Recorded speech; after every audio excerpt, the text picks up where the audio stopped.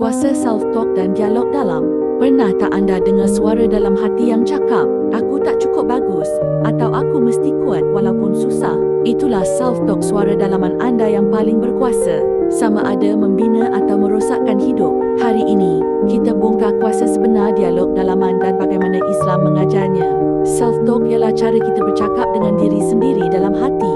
Kadang-kadang kita sedar, kadang tidak. Ia datang dalam dua bentuk. Positif, "Saya boleh hadapi ini."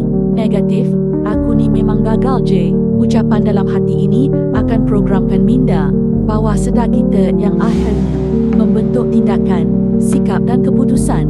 Kata-kata anda kepada diri sendiri membentuk emosi, dan emosi membentuk tindakan, dan tindakan membentuk nasib hidup anda. Contoh, kalau anda selalu cakap, "Aku tak berguna," lama-lama anda percaya dan jadi lemah. Tapi kalau anda biasakan cakap, "Saya dipetir Allah untuk berjaya," hati akan rasa lebih kuat dan yakin. Self-talk positif dalam Islam. Islam sangat menekankan ucapan yang baik, termasuk pada diri sendiri. Al-Quran, "Jangan kamu berputus asa dari rahmat Allah." Hadis, "Aku bersama sangkaan hamba-Ku terhadapku." Bila anda bercakap baik kepada diri, anda sedang berprasangka baik kepada Allah. Dan itu adalah ibadah hati. Cara praktikal ubah hidup. Mahu ubah hidup? Ubah cara bercakap dengan diri. Langkah 1, kesedaran. Bila terdengar suara negatif, hentikan dan ubah. Contoh, "Aku lemah. Aku sedang dikuatkan oleh Allah." Langkah 2, guna afirmasi harian. "Saya tenang.